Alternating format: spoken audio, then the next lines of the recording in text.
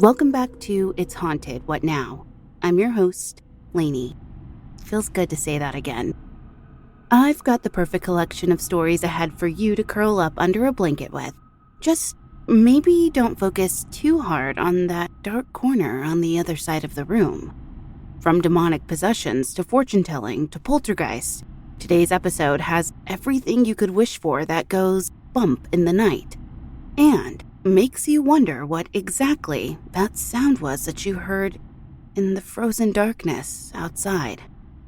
Okay, ready to get spooked?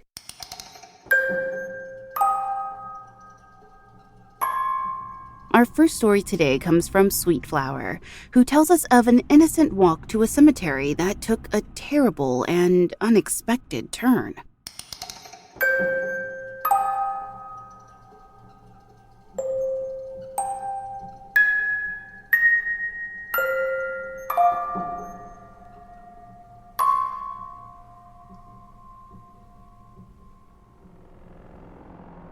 I've had some strange, scary, and inexplicable things happen to me in my childhood, but this event, above all of them, will forever haunt my existence. When I was 13, my best friend, we'll call her Sarah, and I, along with 2 other boys in our grade, decided to hang out in town. We grew up in a small town in New Jersey where there wasn't much to do besides hang around local parks in the area. We decided to walk to a park along the lake, which sits at the bottom of a large wooded hill. At the top of that hill sits a cemetery. It was early afternoon in broad daylight, and being young and stupid, we decided to take a walk through the cemetery, thinking nothing of it. Sarah began wiping debris off the tombstones and monuments in an effort to show respect to the dead. We would read the gravestones and speak the names aloud, and it was actually really peaceful. Eventually, the 4 of us decided to sit on a patch of grass a short distance away from the graves to relax a bit. Sitting in a loose circle formation, I remember Sarah sat to my left. We were engaged in conversation when I suddenly noticed that Sarah had gone very quiet. I looked over at her and she was staring off into nothing. I immediately asked her if she was okay, and she sort of snapped out of it, answering that, yes, she was fine. A minute or so later, she was still staring into space when she suddenly covered her ears. I asked her what was going on, and she said, "I can't hear, they're screaming at us." I was terrified. "Who's screaming?" I asked. Sarah didn't respond, and instead started to rock back and forth. My heart was beating out of my chest, and I called her name again. Instinctively, I threw my cell phone at her to get her to snap out of it. She didn't even flinch. Sarah rocked back and forth for a few more seconds before looking down into her lap at the phone. She then looked up at me with the most evil, demonic smile. Her face was fixed in an expression I'd never seen her make, and it didn't even look like her face. Immediately, I knew she was possessed. This was my absolute worst nightmare come true, and I was terrified to my core. There are no words to describe the overwhelming amount of fear that consumed me. My fight or flight response kicked in, and I think I just blacked out with terror. I came to a few seconds later and found myself about 100 feet away from her and the boys. She was still staring at me, smiling, sitting completely still, not even blinking. I was screaming and crying her name and felt frozen with fear. Finally, after what felt like an eternity, she broke her demonic gaze from me, looked back into her lap, got up and ran away into the woods. It took me a few seconds to unfreeze, and I came to the realization that Sarah was in danger and I needed to go after her. I ran, grabbed my cell phone, and followed her into the woods. I chased her down the hill and to the park area, where I found her sitting on a swing. I approached her and asked her if she was okay. She was extremely disoriented and asked where we were. "We need to stay," she said. "We need to go back." I told her that there was absolutely no way we were staying. There were a group of people in the park who spotted us and asked if we were okay. They asked us if someone had screamed. I replied that yes, I'd screamed, but everything was fine. When we left, none of us could believe what had just happened. Sarah couldn't remember anything past sitting down on the grass with us. She said she remembered voices screaming at us and telling us to leave. She explained that it felt like she was having a nightmare, dreaming of what she assumed had to be hell, because there was fire everywhere. She didn't remember saying that she wanted to stay at the park or having to be dragged away by us. The boys, for their part, were speechless. From that day on, I would have demonic nightmares nearly every night until my freshman year of college.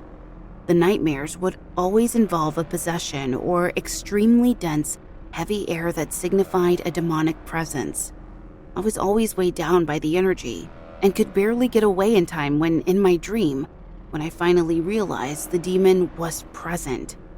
I'm still friends with Sarah to this day, and we've only mentioned the experience a handful of times.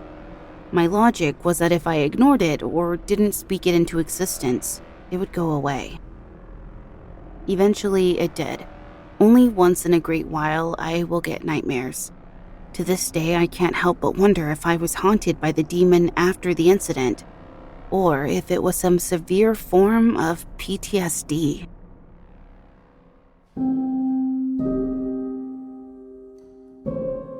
I don't blame the boys in the story for not wanting to get involved. I think I'd be shocked into silence too if I witnessed something like that. I wonder what your friend Sarah thinks of when she remembers this event, and if any memories will eventually come back to her after maybe some more time has passed. Maybe she'll find she heard more than just the screaming. Our next story comes from HadesAnarchy. They come to us with the story of a haunted house with a result that you might not be expecting.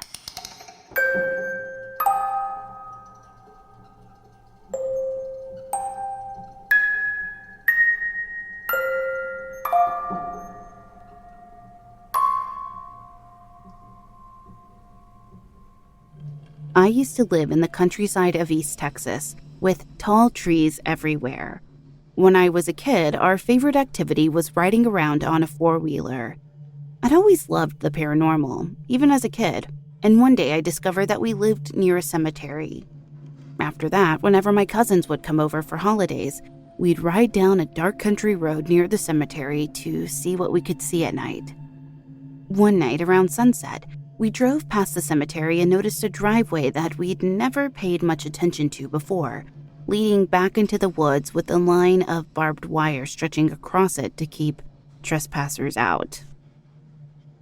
Naturally, we ducked down under the wire and walked down the driveway, deep into the woods. Eventually, we came across an abandoned, mostly decimated house, and we decided to walk through it with our EVP recorder. The house was destroyed on the inside, but oddly, it seemed like everyone who had lived there had simply vanished. All the furniture was still there, and all their clothes were in the closets and dresser drawers. Even their beds were made. I ended up finding a check for $62,000 that hadn't been cashed. I tried to give it to my mom, but the date was from the 1950s, and so it was voided. In a kitchen, a massive hole in the ceiling was wide enough to see the stars above us. The creepiest part was when my cousin walked into one of the house's cold and dark bathrooms alone. He was scared by something and ran back out, tripping on some broken wood. We laughed at him at the time until we got back home. We listened to the EVP recorder and everything was fine, right up to the point where my cousin tripped. The recorder played all of us laughing, but it also had the voice of a little girl in the background, laughing along with us. While that piqued my interest, ever since that day 10 years ago, the building seems to have just vanished. Several members of my family remember that house without question, but every year around the holidays when I try to find it, it seems to have vanished from existence. I've never seen it again.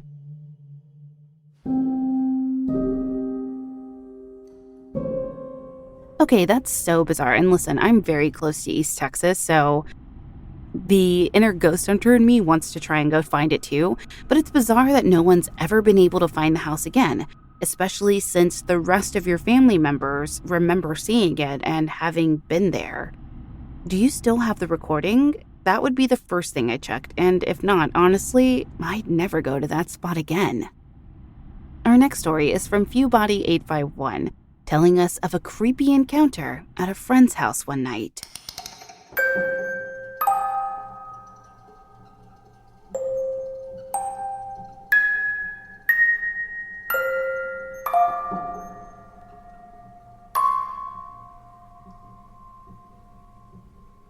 When I was about 16, my friend Jay had just bought their first car. They didn't have their license yet, but being teenagers, we decided to hotbox the car, getting their older siblings in on it with us. We waited until midnight before we snuck out into the yard where the car was parked and climbed in. I was in the passenger seat with Jay in the driver's seat and their older siblings in the back. After a few hours, we were all having a good time, and I was facing towards the driver's seat, my back to the passenger door window. My friend Jay was laughing at something when suddenly they froze, staring out the window behind me. They looked horrified. I went to say something to their older sister, but she was also staring out the window with the same horrified expression. I was so confused when suddenly the entire car jolted so hard, I jerked forward. I whipped around to see what had happened, and when I looked out the window behind me, there was nothing. My friends, meanwhile, were panicking, all yelling at the same time, asking me if I'd seen it, saying that it had punched the car. Frantic, they explained to me what they'd seen. A shadow man had appeared and activated the motion sensor lights in the yard. The shadow man had run full speed at the car and punched it, causing the whole car to shake. We were all so terrified that we ran back inside, where we tried to forget about what had just happened. The next day, my friend Jay and I went back to inspect the car and collect our stuff. The back passenger window was cracked, as if something had punched it. To this day, none of us know what happened out there.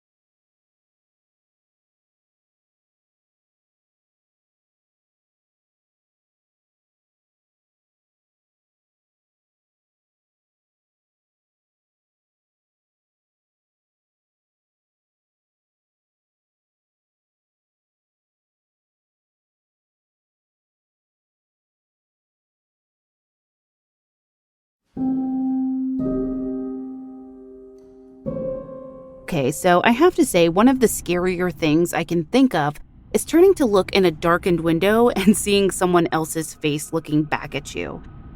So maybe it's a good thing that you didn't see what your friend and their siblings did.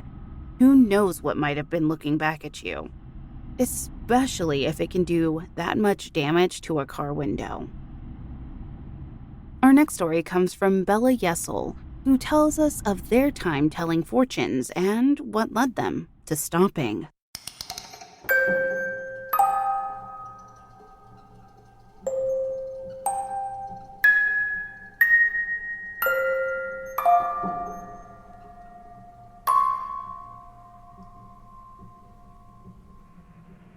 I believe in tarot, and I was good at it. Things I saw would end up coming to pass, but this isn't about that.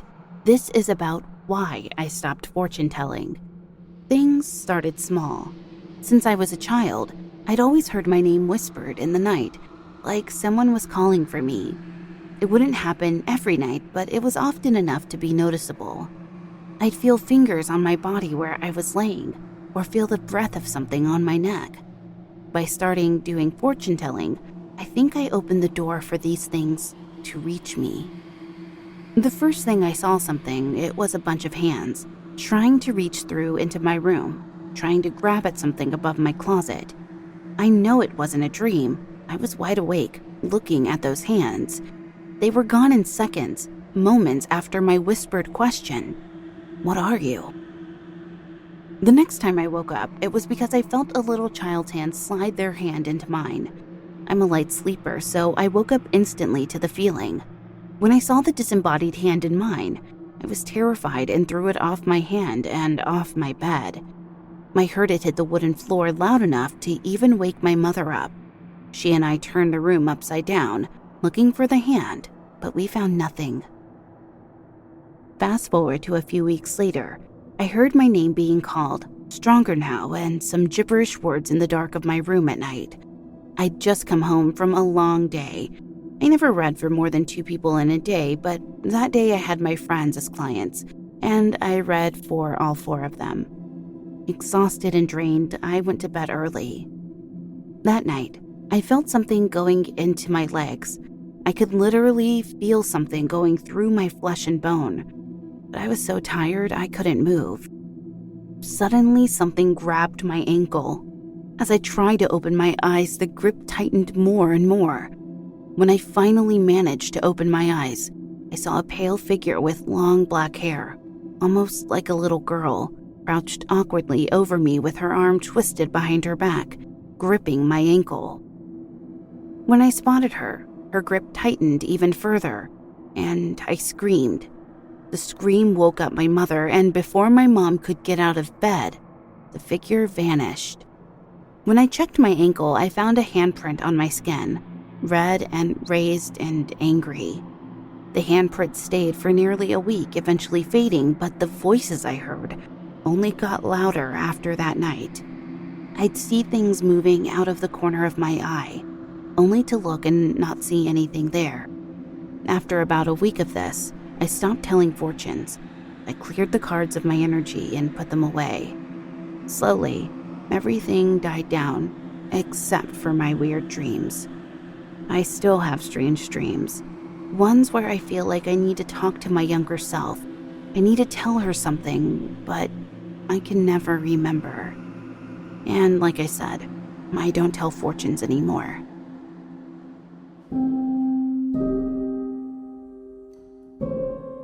Listen, I don't blame you for not wanting to tell fortunes anymore. If those were the types of consequences that followed me around, I'd also change what I was doing. Anything to make such terrifying instances stop. Our next story comes from Ghostmen 2781, who tells us of a strange presence in their house.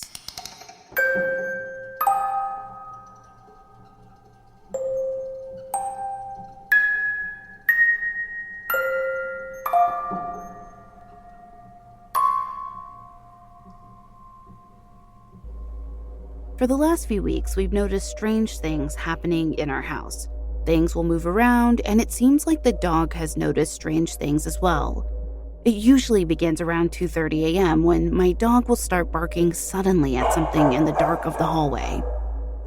I thought he was overreacting to nothing until the other night.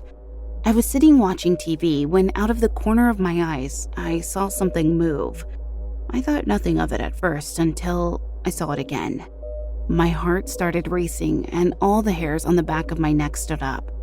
I was staring in fear at the doorway when suddenly my dog started barking frantically, running behind me. To my shock, a disfigured face briefly appeared in the darkness. I was terrified, thinking someone had gotten into my house. I ran to the doorway to look and nothing was there.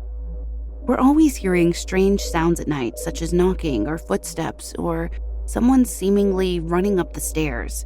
I went to the bathroom one night, the hall fully dark except for the moonlight. When I went to open the bathroom door, a shape suddenly went straight through me, nearly knocking me down the stairs. So let me tell you, that scared the hell out of me and I went right back to bed. We had a paranormal investigation done in our home to see what was there. A friend of mine stood with me at the top of the stairs in the darkness, and the two of us noticed yet another dark shape stalking up the stairs towards us. We both ran. Eventually, we've gotten in touch with a medium who told us that there's an evil entity in our home. With their help, we've been able to get rid of it, and hopefully, it's for good. Only time will tell.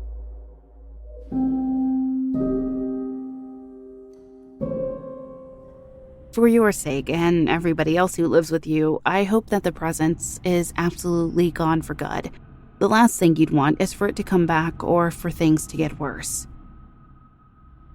Our final story today comes from OK Hippo.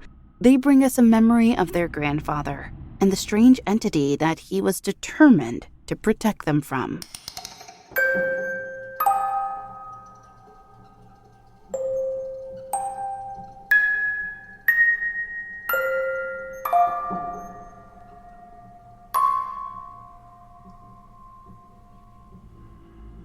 I miss my grandpa so much. I'm going through a very rough depression episode, so I figured I'd share this scary incident that happened to me and my grandfather. This happened on a day when he and I were alone. We had gone to Texas to visit one of his sons, and we stayed behind when they went to the store to buy some groceries. This uncle's house made me very uncomfortable. It felt off somehow. My grandpa was in the living room of the house, and I was playing down the hall with one of my cousin's Barbies. My grandpa's rule was that I could play all I wanted, but I had to be within eyesight. I might have been down the hall, but he could still see me. As I played, I remembered hearing a growl. It wasn't like a dog growling. It sounded like something out of a scary movie. I looked over at my grandpa, terrified, only to see that he was looking at me because he'd heard the noise as well. I felt goosebumps all over, and I remember my grandpa and I kept eye contact as I called out to him. Before I could move to make my own way to him, however, the door shut in my face, closing me off alone. I'm not sure how to describe this door. It was hidden somehow. We'd never used it or even knew it existed. I screamed at the top of my lungs, trying to push the door or slide it open, but it was either stuck or locked. I could hear my grandpa on the other side of the door yelling my name, and I assumed trying to get the door open from his side. I then heard something call me by my nickname from the room next to the hall that my cousin's bedroom was in. I remember looking inside and seeing that it was dark, but clearly hearing someone call me by a nickname that only my family had called me when I was very small. The fear I felt was something I can't put into words. It felt like I was in danger and that I needed to escape immediately. I had a desperate feeling of needing to get to safety, and fast. My grandpa could also apparently hear what it was. "Mija," he called to me, "run to the bathroom and lock the door. I will come and get you." I heard the fear in his voice and ran to the back room. The hair on the back of my neck stood up. It felt like something ran its fingers through my hair just as I made it to the bathroom and locked the door. Even still, something jiggled the doorknob like something was trying to come in. I jumped in the shower and looked up at the bathroom window, which was too small for me to try and crawl out of. I started to scream for help. It felt like hours before my grandpa finally broke into the bathroom and scooped me into his arms, running out of the house with me. My uncle and the rest of the family arrived home shortly afterwards, but my grandpa told them we were going home. My grandma was angry with him, but my grandpa didn't care. She ended up staying behind, and me and my grandpa went home that night. We never really talked much about the incident. I do know, however, that when my grandpa asked my uncle's neighbors on another visit we'd taken to see if they heard anything on that day, they said they hadn't. So my grandpa never brought it up, and we moved on. I was around 9 years old when this happened. The whole incident had taken maybe 10 minutes, even though it felt like hours. Even though I'd been screaming, even though my grandpa had broken down 2 doors to get to me, the neighbors had heard nothing. This apparently bothered my grandpa a lot. My mom later told me that he told her about it a few days afterwards. She told me that he'd gone to see a shaman in our hometown after being in that house, because he was afraid something would follow us home and he wanted to protect me. Now that I'm older, I really wonder what was going on in that house. I plan on asking my uncle and cousins when I see them next, and maybe I'll be back with a part 2 to the story.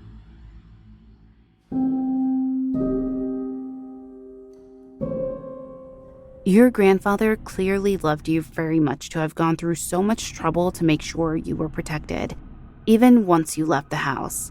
That's a terrifying story, and I can't imagine what it was like to be hiding in that bathroom, hoping that someone would come and rescue you. If you get any more information from your family, please update us. Well, that does it for this episode. If you'd like to submit your own personal spooky tale to be read on the show, head to hauntedpod.com and click on the link to submit your story. You can also email me at hauntedpod@gmail.com. Thank you for listening. If you enjoyed this episode, please leave a positive review on Apple Podcasts or your podcast player of choice. It really does help. You can find us on most social media platforms. Twitter at podcast_haunted, Instagram at It's Haunted What Now, or at hauntedpod.com. Production assistance by Olivia Homsley. Writing assistance by Meg Williams. The official composer for the show is Nico at We Talk of Dreams. Check him out on Twitter at We Talk of Dreams or wetalkofdreams.com. Audio engineering provided by Ches at Ray Multimedia. Until next time. Did you hear that?